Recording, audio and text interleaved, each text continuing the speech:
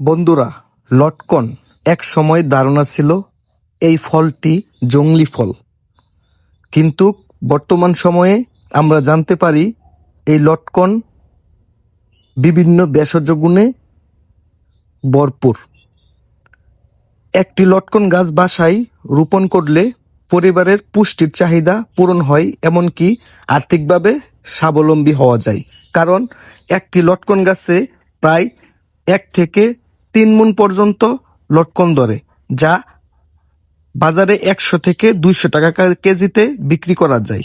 লটকনে রয়েছে প্রচুর পরিমাণে ভিটামিন সি, যা শরীরের রোগ প্রতিরোধ ক্ষমতা বাড়াতে সাহায্য করে, সর্দি কাশি কমাতেও উপকারী।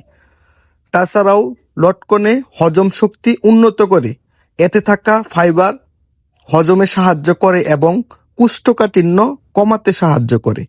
তাছাড়াও এটি রক্ত পরিষ্কার রাখতে সাহায্য করে। লটকনে অ্যান্টিঅক্সিডেন্ট রক্তকে পরিষ্কার রাখতে সহায়তা করে এবং শরীর থেকে বিষাক্ত পদার্থ বের করতে সাহায্য করে।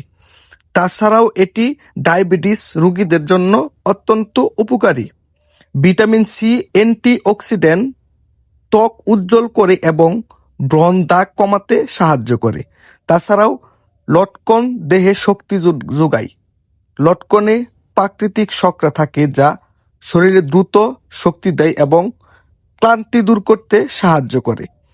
জ্বর প্রতিরোধে এবং দুর্বলতায় উপকারী। গ্রাম্য চিকিৎসায় লটকন শরীর ঠান্ডা রাখতে ও জ্বরের সময় দুর্বলতা কমাতে সাহায্য করে।